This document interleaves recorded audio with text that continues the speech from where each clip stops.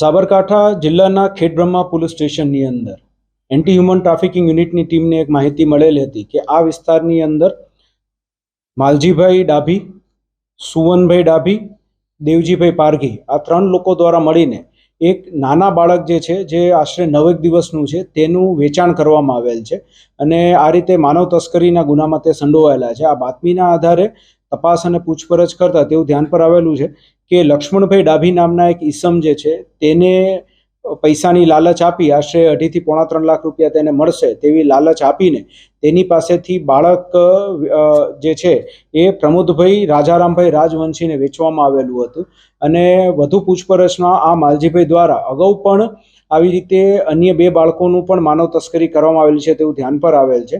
આખા તપાસની અંદર એએસટીયુની ટીમ દ્વારા એચ.જે. પટેલ અને એમની જે ટીમ છે તેના દ્વારા 143(4) જે માનવ તસ્કરીની કલમ છે તેની હેઠળ ગુનો નોંધી તપાસ હાથ ધરવામાં આવેલ છે. હાલ આરોપીઓના જે છે એ કોર્ટમાં પ્રોડક્શન કરી રિમાન્ડની તજવીજ કરવામાં આવેલ છે. બાળક જે છે એ અત્યારે સિવિલ હોસ્પિટલ ખાતે એડમિટ છે અને તેની જે સાર સંભાળ રાખવા માટે થઈને પણ પોલીસ દ્વારા પ્રયત્નો હાથ ધરવામાં આવેલ છે.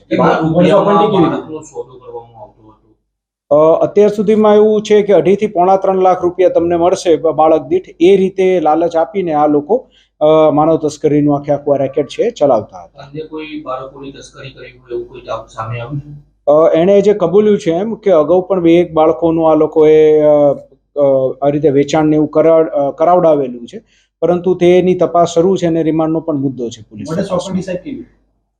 આ લોકો જે છે જે લોકોને બાળકોની જરૂરત હોય તે લોકોની સાથે મળીને અને જે જગ્યાએ આ રીતે ગરીબ લોકો રહેતા હોય તો તે લોકોને લોભ લાલચ આપી અને તે લોકો પાસેથી બાળકોનું લે વેચનું આખું રેકેટ ચલાવે છે. જેને બાળક ખરીદ્યું છે એ શું કરે છે?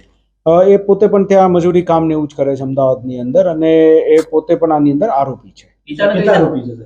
ટોટલ 5 આરોપી આપણે પકડ્યા છે અને એ સિવાય અન્ય મીડિયેટર્સના નામ જે છે એ ખોલીને આગળ તપાસ હાથ ધરવામાં આવે. બાળકના ફાધરને જ આરોપી બનાવવામાં આવેલ છે.